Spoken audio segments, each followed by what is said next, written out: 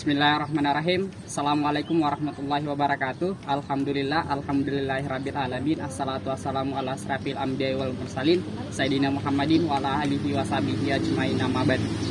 Perkenalkan, saya Tamrin, Direktur Eksekutif Forum Kajian Ekonomi Syariah UIN Alauddin Makassar, yang pada kesempatan ini akan mengajak teman-teman untuk kembali merefleksi, menyadari bagaimana situasi ekonomi yang ada di Indonesia sekarang.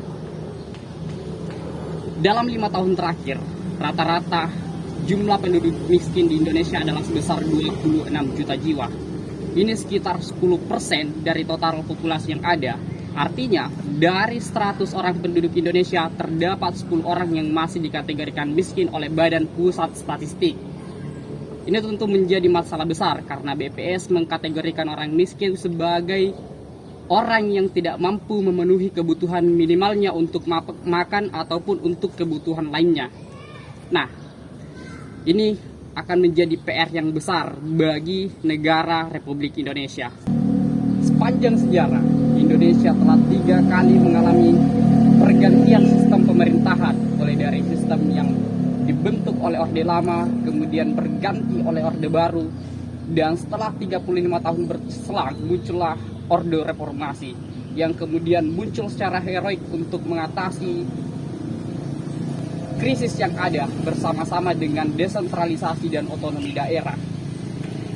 Tetapi hingga saat ini Indonesia masih merangkak dan masih dikategorikan sebagai negara berkembang dengan masalah kemiskinan yang menjadi masalah pokoknya. Ada yang menarik dari apa yang disampaikan oleh Kata Data hari ini, 1 Oktober 2022, yang bertajuk Masalah Besar Ketimpangan Ekonomi di Indonesia, yang menjustis bahwa krisis ekonomi pada tahun 1998 adalah momentum untuk mengakselerasi perekonomian bagi orang kelas atas, sehingga membuat yang kaya makin kaya dan memperparah ketimpangan ekonomi di Indonesia.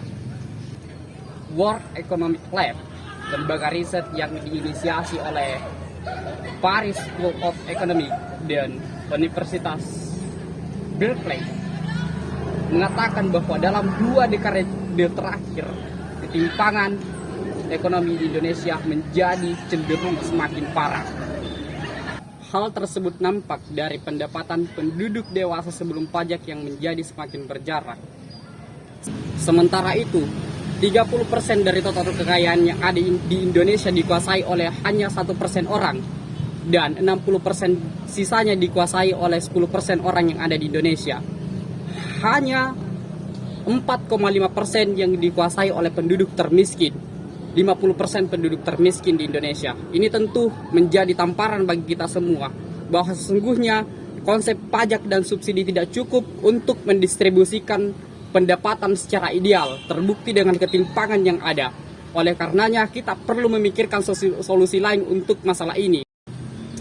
Salah satu instrumen ekonomi syariah yang sering dibahas dan dipercaya dapat menjadi solusi untuk permasalahan ekonomi umat termasuk kemiskinan adalah wakaf produktif. Menurut data yang dirilis oleh Badan Wakaf Indonesia, saat ini di Indonesia terdapat 2.000 triliun potensi wakaf dengan 420 hektar tanah dan 188 triliun wakaf tunai. Ketika potensi ini dapat dimanfaatkan dan dapat terrealisasi, maka niscaya wakaf produktif akan menjadi solusi yang tepat untuk mengatasi ketimpangan ekonomi yang ada dengan kedermawanan yang dimiliki oleh warga negara Republik Indonesia. Tentunya sekarang sudah tidak menjadi problem yang besar lagi ketika masyarakat ingin berwakaf, karena pada saat ini terdapat wakaf tunai yang dimana wakaf masyarakat dapat diterima meskipun dalam jumlah yang sedikit, misalnya Rp10.000.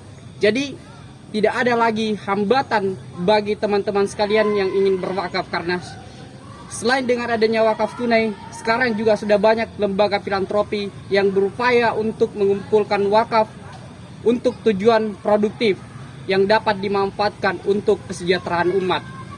Saya kira demikian, saya akhiri dengan ucapan Assalamualaikum warahmatullahi wabarakatuh.